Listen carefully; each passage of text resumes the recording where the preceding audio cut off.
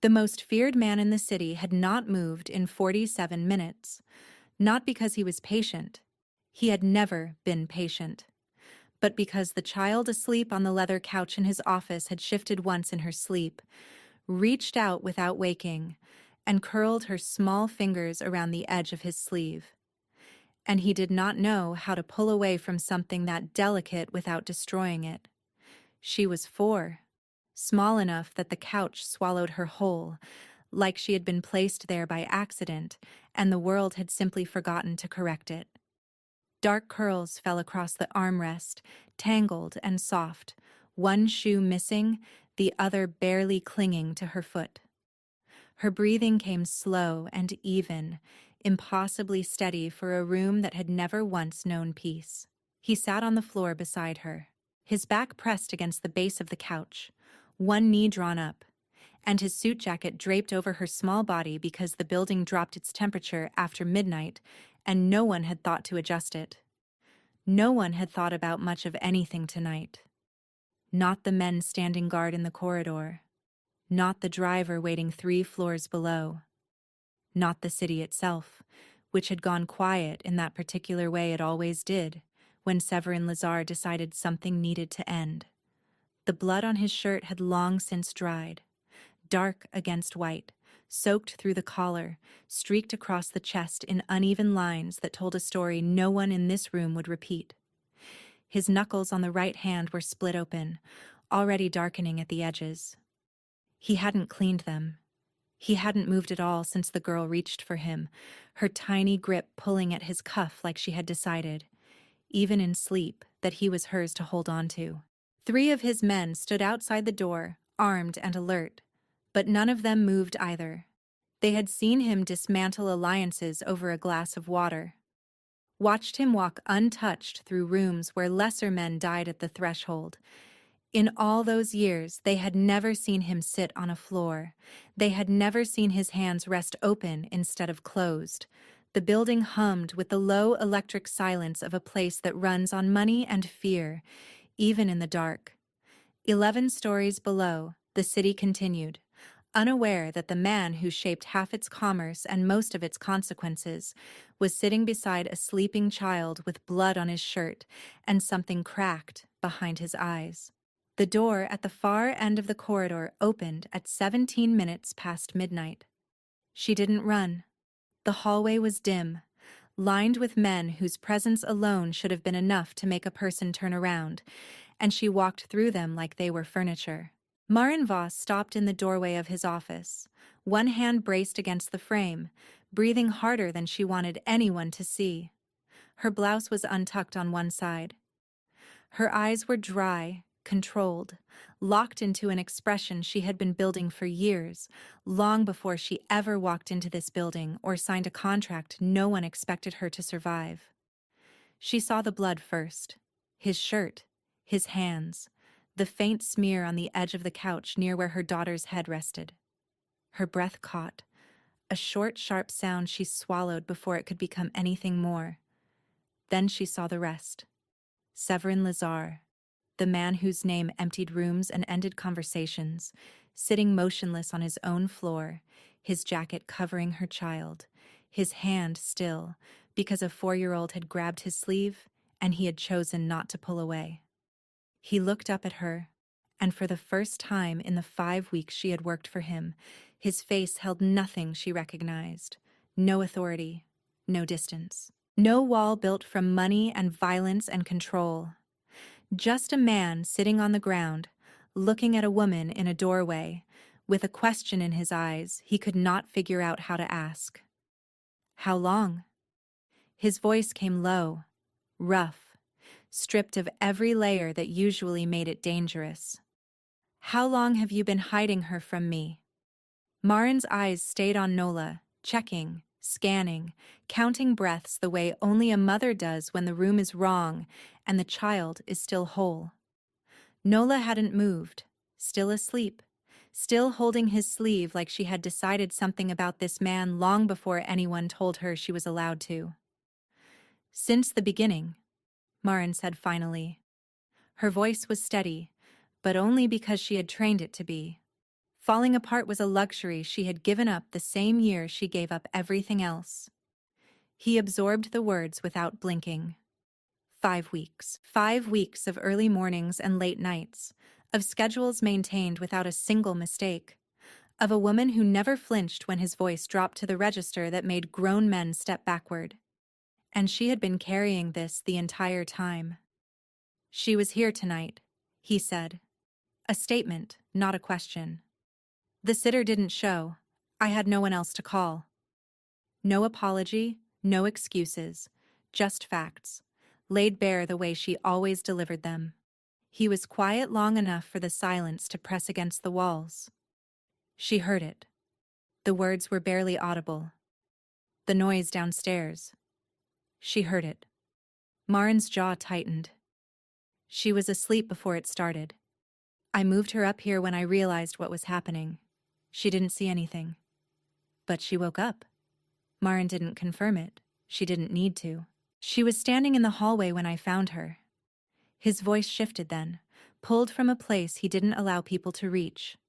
Alone, in the dark, barefoot, looking for you. The image struck Marin like a wall. Her daughter, small and confused, wandering a corridor lined with armed men while violence still hung in the air like smoke. Looking for her mother. The breath she had been holding escaped in a way she could not control. "I picked her up," he continued, each word slower than the last, like he was translating from a language he had forgotten he knew. "She didn't cry. She just looked at me and asked, 'Are you my mama's boss?' And when I said yes, she put her head on my shoulder and closed her eyes. Like that was enough. Like that made her safe." Marin pressed her hand harder against the doorframe. For control, not support. Because the image of her daughter choosing trust in the arms of someone this city feared broke something she had promised herself would never fracture again. "She doesn't know what you are," Marin whispered. Severin looked down at the small hand still holding his sleeve. "No," he said quietly. "She doesn't." Then he said something that no one in his world would have believed if they had been standing close enough to hear it. "But she should not have been afraid in my building. That is my failure, not yours." The corridor outside went completely still. Even the men trained to hear nothing heard that. Marin stared at him. In 5 weeks, she had watched him threaten, command, and dismantle without raising his voice above a whisper. She had seen men twice his size leave his office unable to hold a glass steady. She had endured his cruelty without bending and never once believed there was anything underneath it worth reaching for. She was not prepared for this. The shift came without warning. One moment he was looking at the sleeping child with something unguarded and real, and the next it was gone. The mask returned. The distance. The coldness that had kept him breathing in a world where softness got people killed. He stood slowly, his hand sliding free of Nola's grip with a care that contradicted everything that came next. "Take her," he said, his voice flat, professional, final. "Take her and do not come back." Marin blinked. "What?" "Your last paycheck will be sent by morning. There will be enough to cover 3 months." He straightened his cuffs, reassembling himself piece by piece. "You should not be here. She should not be here. This was a mistake I allowed to happen. It will not happen again. Severin, this conversation is finished."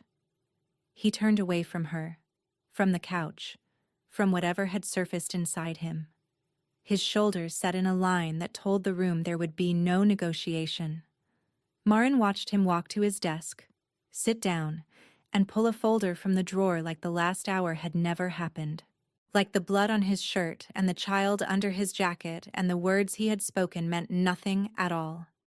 Every assistant before her had stood in this exact place, the one where Severin Lazar made it clear that proximity to him was temporary and people were replaceable.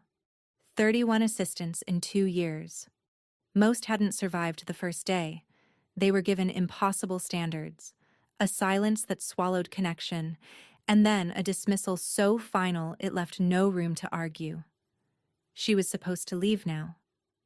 That was what the men in the hallway expected. What Severin clearly expected, because he had already stopped looking at her. His pen was moving. His attention had shifted.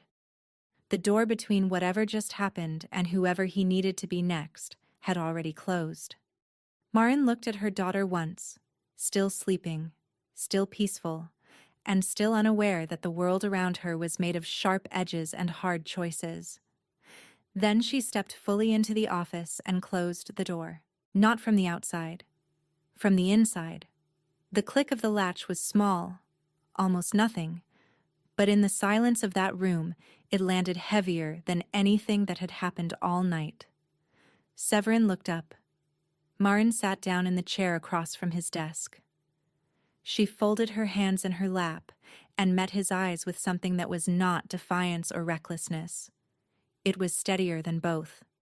Built by years of raising a child alone and working jobs that broke other people, and still showing up the next morning because quitting had never been an option she could afford. No, she said. One word. Ordinary in every way except for where it was spoken and who it was spoken to. He stared at her. She didn't move. And somewhere beyond that door, in a corridor where armed men stood in practiced silence, the people who had never once seen their boss sit on a floor witnessed something they would remember far longer. Someone told him no, and she stayed. It started 6 weeks before that night, in a parking lot behind a grocery store at 11:30 on a Tuesday. Marin sat in the front seat of a car that had already become too many things: transportation, shelter, closet, kitchen, and the only address she could give when forms asked for one. The engine was off. The heat was fading. In the rear-view mirror, Nola slept in her car seat, her head tilted sideways, a stuffed rabbit pressed against her cheek, like it was the only stable thing left in her world. It might have been. 3 weeks earlier, Marin had lost the apartment. One missed payment became 2. A landlord's patience became a notice. A notice became a changed lock, and her belongings in trash bags on the sidewalk, while Nola held her hand and asked if they were going on a trip. She told her yes. That was the first of many lies she would tell to keep her daughter's world from cracking open. Marin had a degree in business administration from a university she paid for with 3 jobs and no sleep. She graduated with distinction. She had been sharp, organized, capable, the kind of woman employers described as an asset in letters they signed without remembering her face. None of that mattered when the father of your child disappears owing money to people who come looking for you instead. When your name ends up attached to debts that were never yours. When every reference you built gets buried beneath wreckage someone else created and walked away from without looking back. She had worked temp positions for 2 years after that. Data entry, filing, reception desks in buildings where nobody learned her name. Enough to keep a roof and food and daycare running until it wasn't. Until the math stopped working no matter how many meals she skipped so Nola wouldn't have to. The posting appeared on a job board she checked at the public library while Nola played in the children's section. Executive assistant, private firm, compensation well above market rate, immediate start. No company name. Just a phone number and a downtown address she recognized immediately as the Lazar Building, because everyone in this city recognized the Lazar Building the way they recognized a warning sign. She knew the name. Severin Lazar was discussed the way people discussed weather systems that could flatten neighborhoods. With distance. With caution. With the quiet understanding that some forces existed beyond the reach of ordinary rules. She called anyway. The woman on the phone asked 3 questions. Can you start Monday? Can you work without fixed hours? Can you maintain discretion under pressure? Marin said yes to all 3 without asking what the pressure would look like. The woman paused, then added one more thing. Every assistant he has left within 24 hours. The last one didn't make it to lunch. Marin wrote the start time on the back of a gas receipt and folded it into her pocket. She didn't ask why they left. People who could afford to quit had something she didn't. A second option. Monday came. She ironed the one blouse she still owned that didn't carry a stain or a memory. She braided her hair. She dropped Nola at a daycare she couldn't yet afford, but paid for with the last of her savings, because showing up distracted to the first day was a risk she could not take.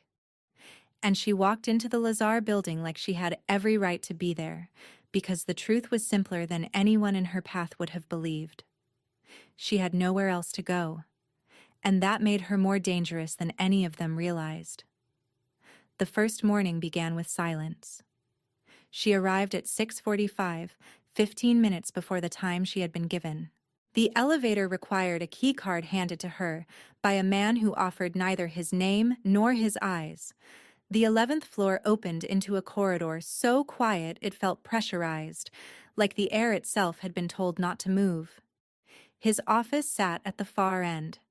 Glass and dark wood, a desk like a dinner table, the city stretched out behind it through floor-to-ceiling windows like a painting no one was meant to enjoy. A smaller desk waited outside the door, bare except for a phone, a computer, and a single notepad. Her workspace.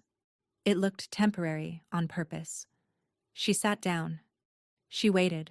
Severin Lazar arrived at 7:12 without looking at her. He entered his office and closed the door. No greeting, no instruction, no acknowledgement that a human being had been hired to exist within reach of his life. 2 hours passed. The phone didn't ring. No one came or went. The corridor stayed so still that Marin could hear ventilation cycling through the walls like slow mechanical breathing. At 9:20, the door opened. He stood in the frame, looked at her for 3 seconds, and said, "You're still here." "You didn't tell me to leave," she replied. A flicker of recognition moved behind his eyes, brief and involuntary. "Follow me," he said. The conference room on the 9th floor held 6 men. 3 controlled shipping routes through the eastern ports. 2 managed distribution networks she was never meant to understand. The 6th was younger than the rest, noticeably nervous, his suit slightly too large, his fingers drumming against the table in a rhythm that couldn't settle. Severin sat at the head. Marin stood behind him, notepad ready, and invisible by design. The conversation lasted 11 minutes. Numbers, percentages, timelines that meant everything to these men and nothing to her. The tone stayed civil and measured. Then the younger man spoke, offering a delay wrapped in language that tried too hard to sound reasonable. The room changed. Not loudly, but the way a temperature drops in the minutes before a storm, slowly enough to feel it in your skin, fast enough to understand that whatever was coming had already passed the point where it could be stopped. Severin said 4 words Marin would never repeat, and someone she hadn't seen enter pulled the young man's chair backward from the table. 2 men appeared behind him, precise and unhurried, and before anyone moved or breathed, he was lifted from his seat and walked through a side door that closed with a sound far too quiet for what it carried. The meeting resumed as if nothing had happened. The remaining 5 spoke faster, their voices held tighter, their posture corrected in the way only genuine fear produces. Marin stood behind Severin and did not move. Her pen had stopped writing. Her breathing had shortened just enough to feel. The notepad in her hand trembled once, and she pressed it flat against her hip before anyone could notice. When the room emptied, Severin turned to face her. He waited. She understood what he was waiting for. This was the moment where every previous assistant had set the notepad down, offered a tight excuse, and walked out of the building forever. This was the real test. The understanding that this world did not run on the same rules as hers. Marin looked at him. He looked at her. The city moved silently behind the glass. "The port figures," she said, her voice level. "Should I file them under the existing project codes, or do you want a new category?" His eyes stayed on hers, searching for the crack, the flinch, the first sign of retreat. He didn't find it. New category, he said, and walked past her without looking back. She stood alone in the empty room and gave herself 4 seconds of honesty. Her hands were shaking. Her stomach had turned over twice during those 11 minutes. And the image of a man being lifted from his chair, legs barely touching the ground, would visit her at 3 in the morning for longer than she would ever admit. But she walked back to her desk and started typing. Because somewhere across the city, her daughter was sitting in a daycare that cost more than Marin earned in a week at any previous job, and that daughter deserved a mother who came home with answers, not apologies. Staying was not brave, it was necessary. And Marin had stopped being able to tell the difference a long time ago. The second week was when the ground shifted, though neither of them would have named it. She arrived each morning at 6:30, earlier than required, earlier than anyone else on the floor. She learned his patterns through observation alone. Coffee at 7:15, black, no sugar, placed on the right side of his desk because he was left-handed and reached without thinking. Calls before 9 were never answered. Messages from 3 specific numbers went through immediately regardless of hour. Everything else she sorted into categories she built herself: priority, relevant, and a third she privately labeled people trying to prove they matter. By Wednesday, she had reorganized a filing system 3 predecessors had abandoned. By Thursday, she had memorized every face cleared to access the floor. By Friday, she had intercepted a call from an extraordinarily dangerous man, handled it with 4 sentences and a tone so measured that even the guards at the elevator exchanged a glance and never mentioned it to Severin at all. He found out anyway. He always did. What he did was stop walking past her desk as though it were empty. A shift in the angle of his head when he passed. A half-second pause in his stride. To anyone else, invisible. To Marin, who had spent years reading silences because words were a luxury people in her life rarely offered, it was an entire sentence. Then came the morning he arrived differently. She heard it before she saw him.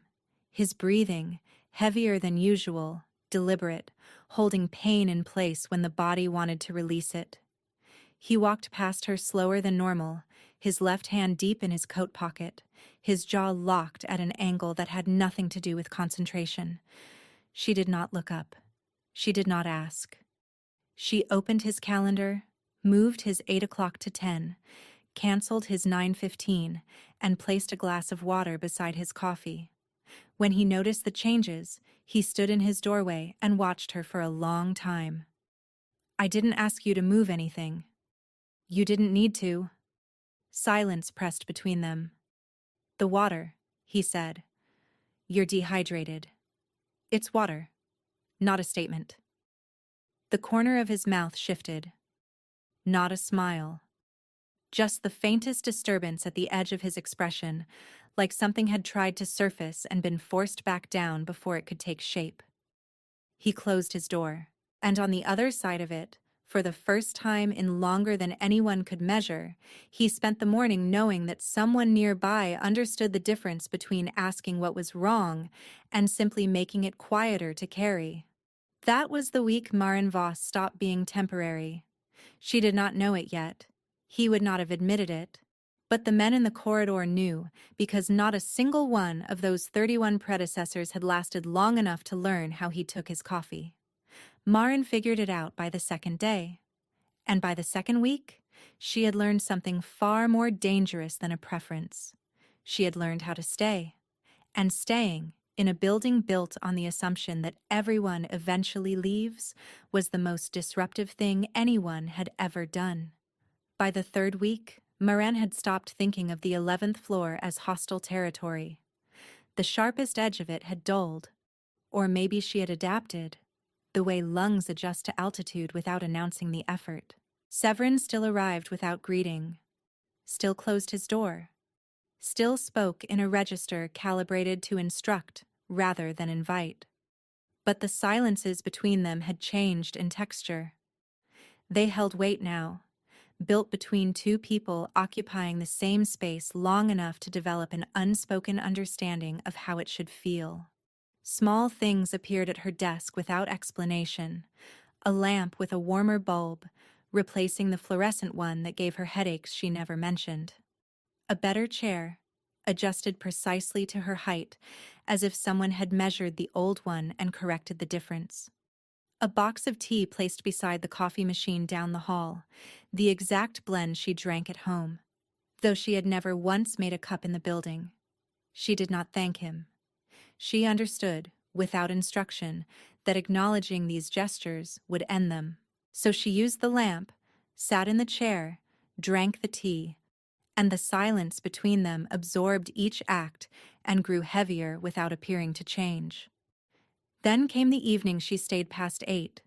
She was finishing a report because the meeting it supported had been moved forward, and Severin had not informed her, which meant he expected her to already know. She did know. That was what frightened her. Not the work, but the realization that she was beginning to understand how he thought. And understanding someone like Severin Lazar was a closeness that had nothing to do with distance. His door opened. Coat on, keys in hand. "Go home," he said, "when this is done. It can wait. Your 7:30 was moved to 7, and the file needs corrected tonnage figures or Caldani will stall the entire negotiation." He studied her, not with surprise, with recognition that he was no longer the only person in the room operating at that level of attention. "How do you know about Caldani?" "Because I listen. And people forget I'm in the room. You would be amazed at what gets said in front of someone nobody thinks matters." He stood there watching her work, and she caught his reflection in the darkened window beside her desk. In that glass, unguarded and brief, she saw something she had not expected. He looked afraid, not of anything in the building, not of the meeting or the men who would fill that room tomorrow, afraid of whatever was growing in the shrinking space between them that he kept trying and failing to hold in place.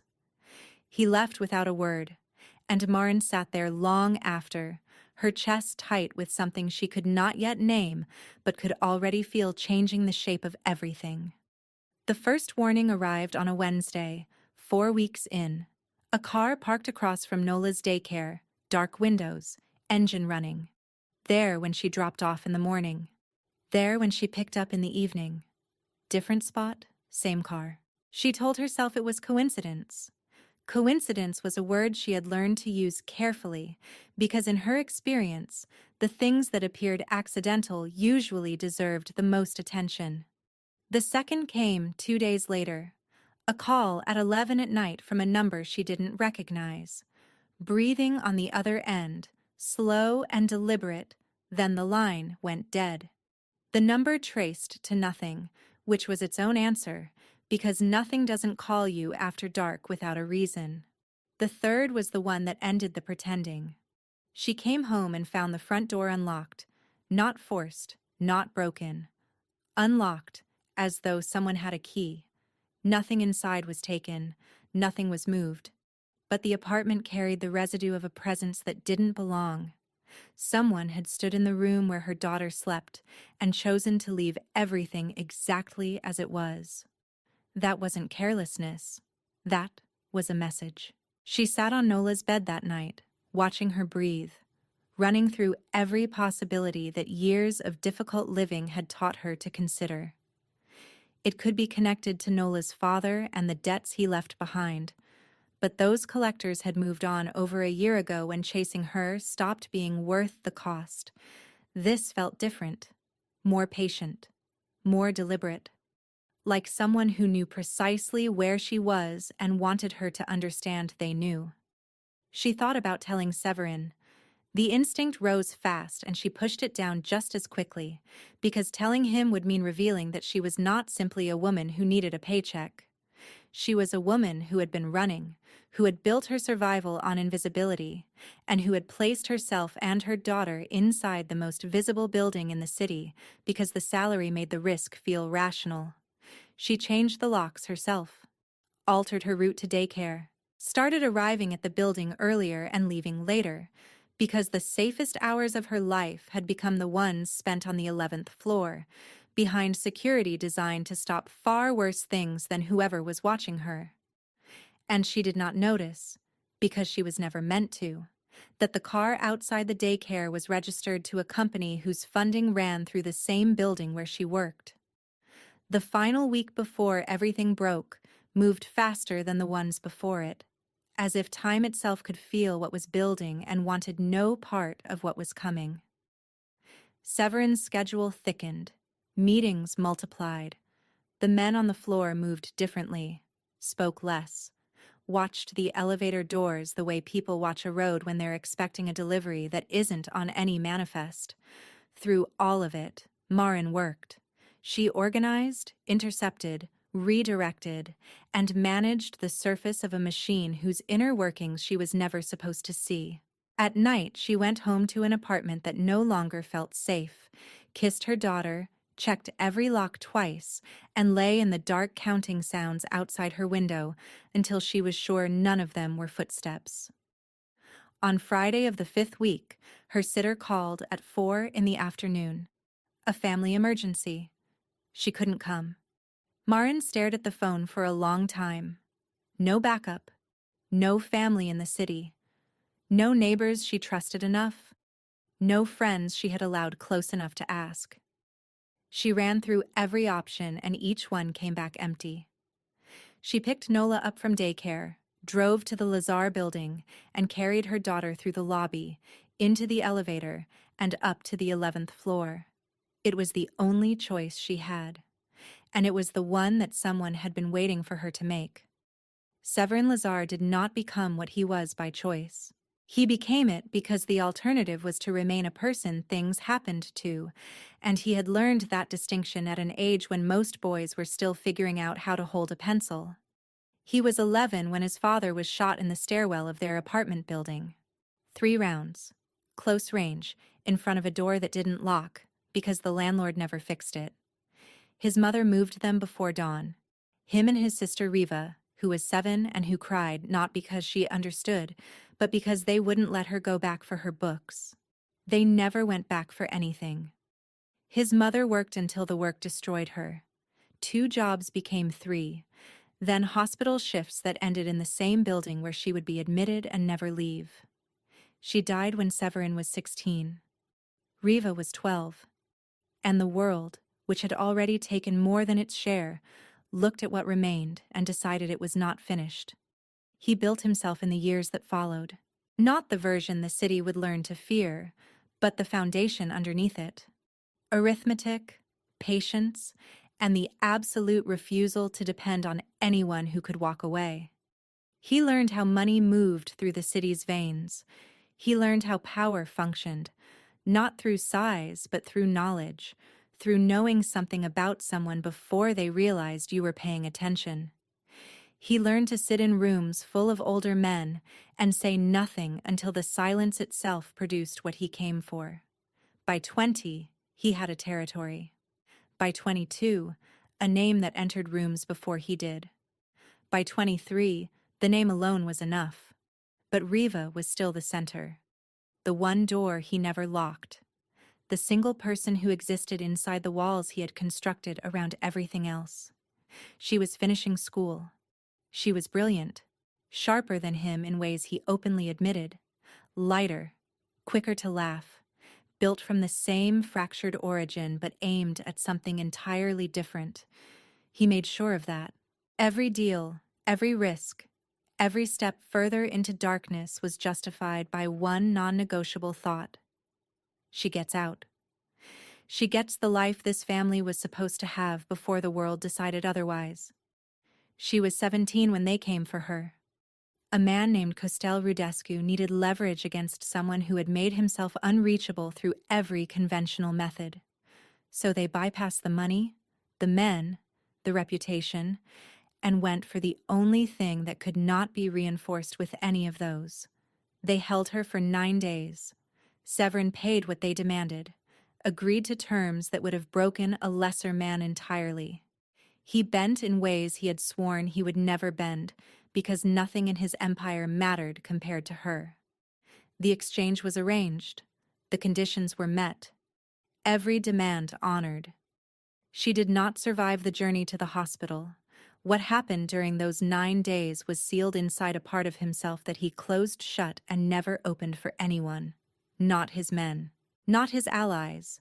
Not the memory of his parents or any version of mercy he had once believed the world contained.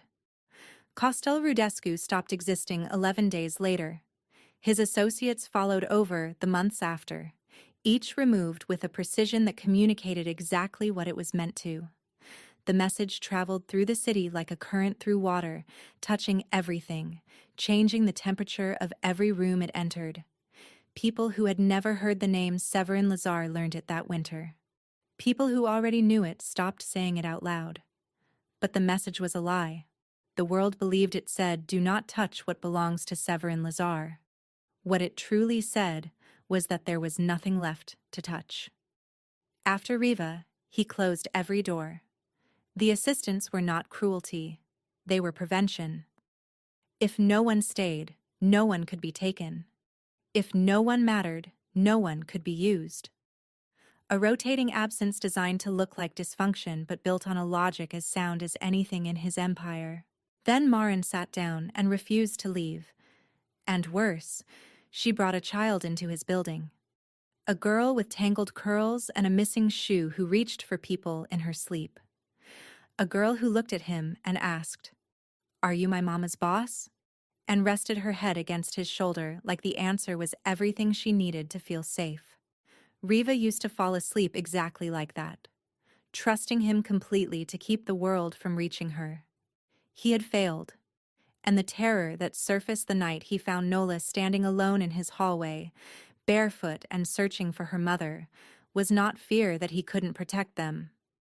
It was fear that he already wanted to, and wanting was the beginning of losing.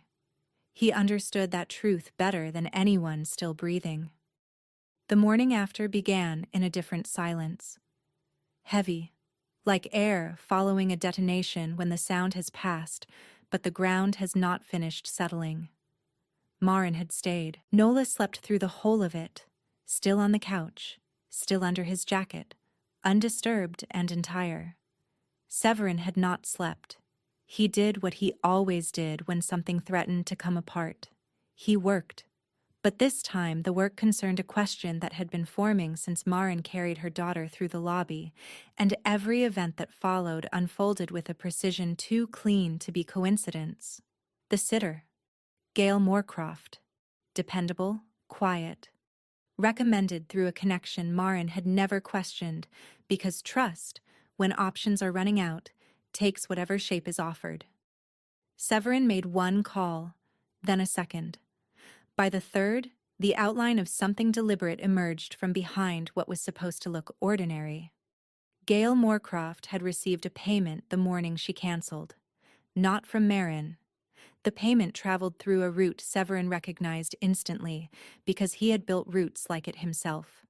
Layered, anonymized, designed to look like nothing unless you understood what money sounds like when it is trying to stay quiet. He traced it backward through intermediaries and shell accounts until the path ended at a door he had walked past every day for 6 years without once questioning what it concealed. Halden Cherney, his head of operations, the man who had stood within arm's reach for 6 years, coordinating logistics, overseeing personnel, maintaining the daily machinery of an empire built on the unexamined assumption that the people nearest its center were exactly what they appeared.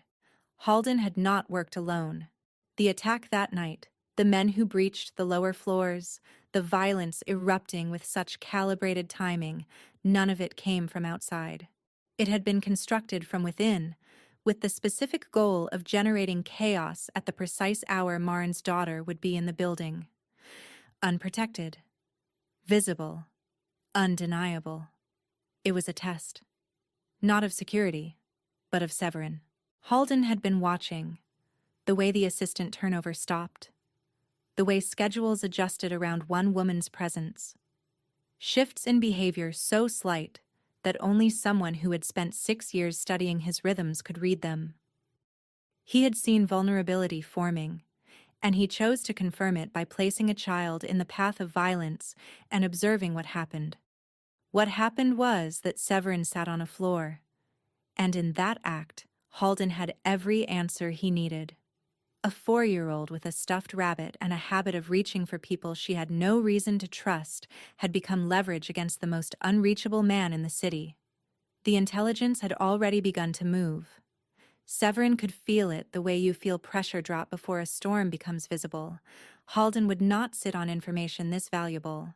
It was too precise, too specific, the kind of knowledge that rival families would trade for in currencies far more dangerous than money, currencies that purchased position and access, and the kind of influence that brought empires down from within. Severin closed his eyes once. Then he picked up the phone and began the quiet, irreversible work of dismantling the one man he had trusted enough to never suspect. And the thought that followed him through every call and every cold instruction was not about Halden or loyalty or the empire that would need rebuilding.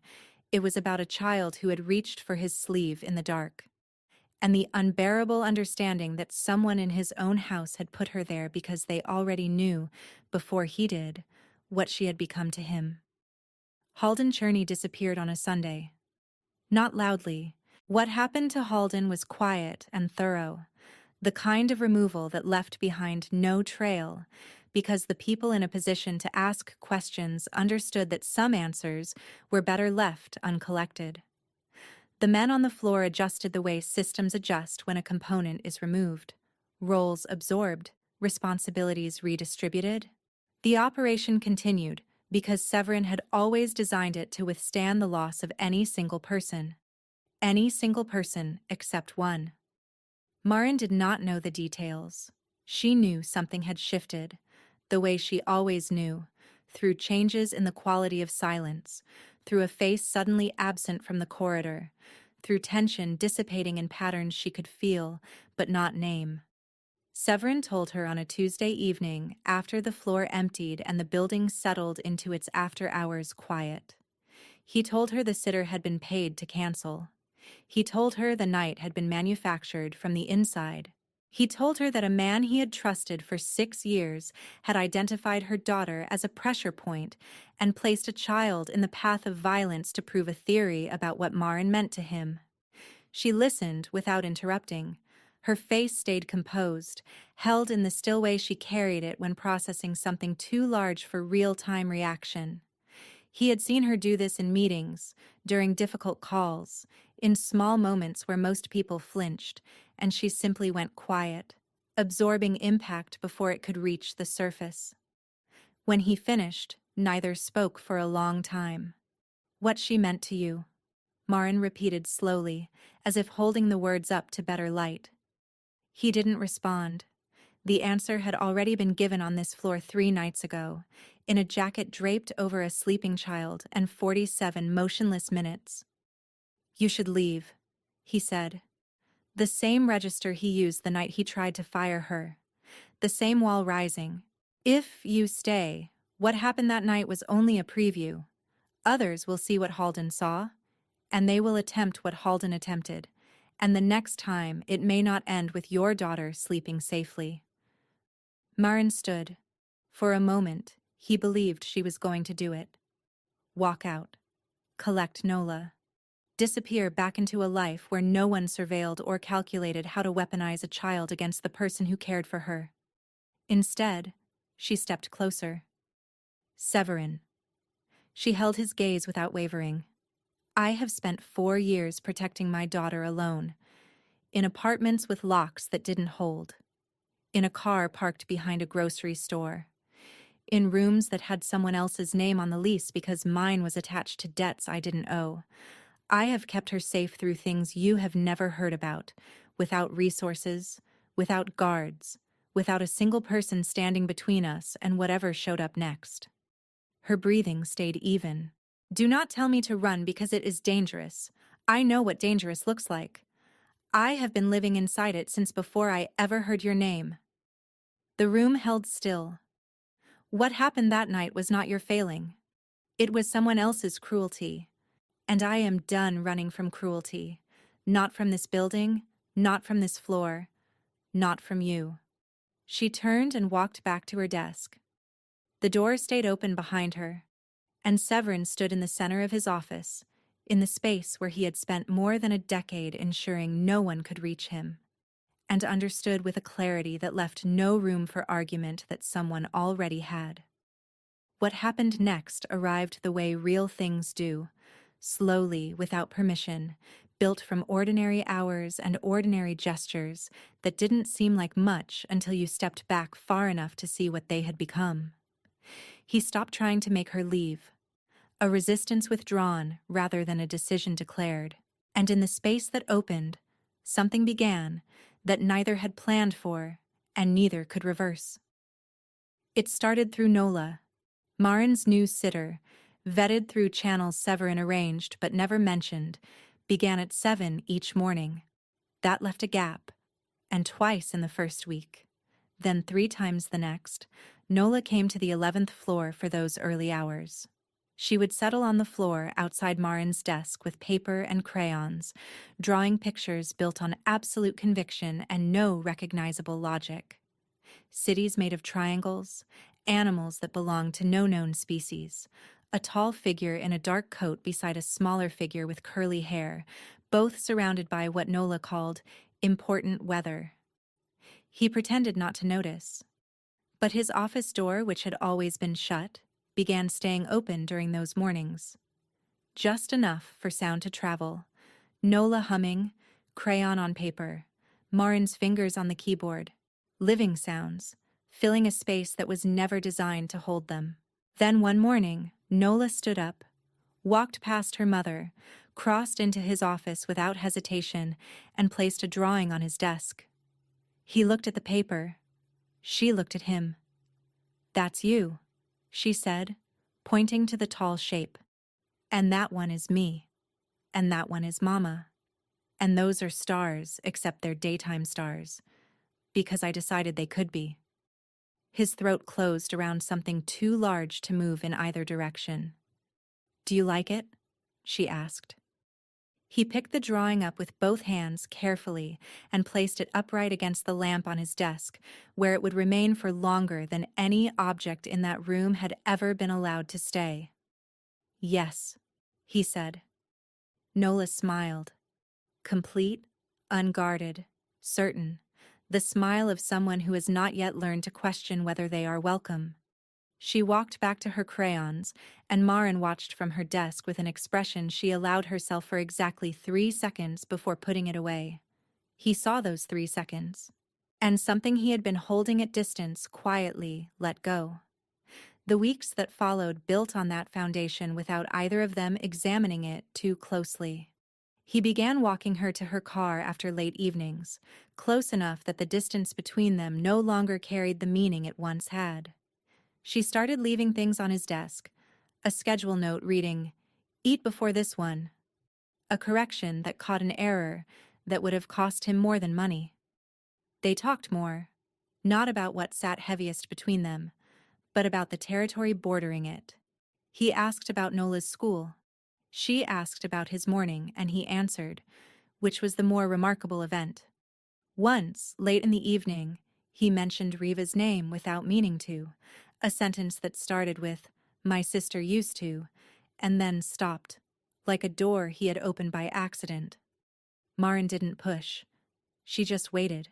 And after a long pause, he finished the sentence, and it was the first time in over a decade that someone heard him speak about the person he had lost and didn't flinch away from the weight of it. Small exchanges lasting a minute longer than necessary, silences ending a beat sooner than they used to. The quiet arithmetic of trust, reassembling itself one careful transaction at a time. The night everything arrived where it had been heading came without spectacle. No emergency, no violence, no revelation pulling the ground from under the past. Nola fell asleep on the couch again, not from crisis but because Marin stayed late, and Severin told her, in fewer words than the thought required, to bring her daughter instead of missing the work. He found them at 9:30. Nola curled into Marin's side, Marin's hand on her daughter's back, her eyes closed but not sleeping, resting. The way a person rests only when they have stopped watching for what comes next. He stood in the doorway. The lamp cast a low line across the room, catching the edge of the drawing still propped against its base. The tall figure, the small figure, the daytime stars. Marin opened her eyes. "Thank you," she said quietly. "Not for tonight. For all of it." He crossed the room and sat beside them. Nola stirred without waking and placed her hand on his arm, a small anchor holding fast to something far larger than she could understand. He did not pull away.